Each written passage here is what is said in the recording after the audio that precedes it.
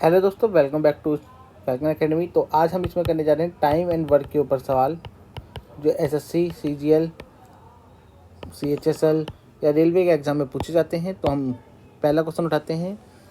20 औरतें के एक कार्य को 16 दिन में समाप्त कर सकती हैं तथा 16 आदमी इस कार्य को 15 दिन में समाप्त कर सकते हैं। तो हमारे पास है कि 20 औरतें एक कार्य को करने में 16 दिन लेती हैं। 20 वुमेन 16 डेज हम मान के चलते हैं यहाँ पर। और इसी प्रकार 16 मैन कितने डेज ले रहे हैं? 15 दिन ले रहे हैं। तो एक आदमी एक औरत का कार्य क्षमता ज्ञात कीजिए। तो कार्य क्षमता यानी कि कितने यूनिट एक दिन में काम करते हैं। मान के चलो एक वुमेन ने 1 यूनिट दिन में काम करा और एक मैन ने भी एक दिन में 1 यूनिट काम करा। ऐसा कुछ होता है। अभी हावर्स बन जा रहे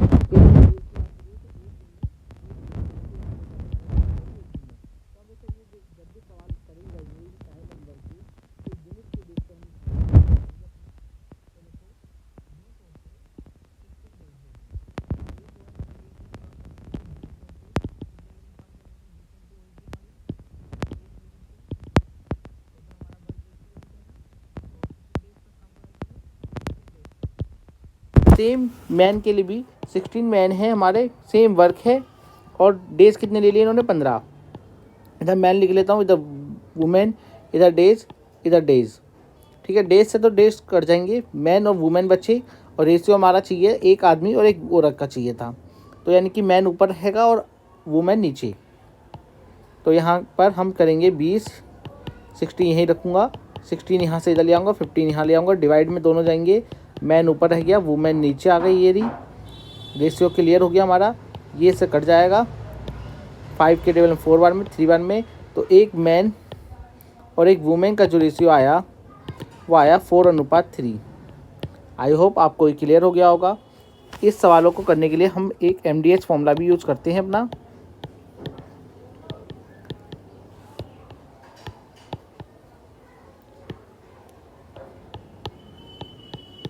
देखो गाइस, वर्क हमारा सेम है, यानी कि वर्क यूनिट हमारी सेम है। डेज डिफरेंट थे, हावर्स बात नहीं करी गई, और मैन और वुमेन यानी कि आदमी, numbers of women and numbers of man की बात करी गई यहाँ पर। तो इसको MDH फॉर्मूले से भी करा जा सकता है। मैं आपको सवाल समझा देता हूँ कि सवाल करते कैसे हैं। अगर कोई एक आदमी एक दिन में 2 यूनिट काम कर रहा है, एक मैन ने 2 यूनिट काम करा, तो वही मैन 15 दिन में कितने यूनिट काम कर लेगा? 15 से 2 हो जाएगी, 30 यूनिट काम कर लेगा। अगर सिमिलर मैन हो हमारे पास और 8 मैन हो जाए तो कितने यूनिट काम हो जाएगा?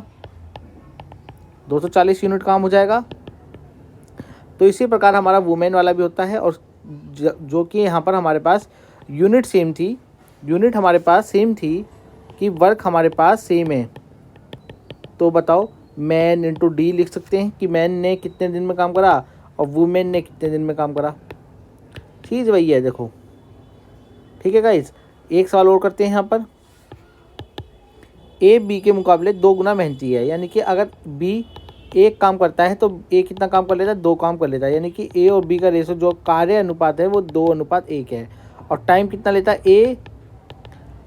तो ए और टाइम के अनुसार एक टाइम लेता है, ये 2 टाइम लेगा। वही यूनिट करने में बी 2 समय लेगा टाइम, और ये यूनिट वर्क। ए अकेला इस कार्य को कितने दिन में समाप्त कर लेगा? अब देखो यहाँ पर वह दोनों साथ साथ किसी कार्य को 14 दिन में समाप्त करते हैं। यानी कि अगर ए और बी एक दिन में कितना यूनिट काम कर लेंगे? 3 यूनिट काम कर लेंगे और किसी कार्य को 14 दिन में समाप्त करते हैं। यानी कि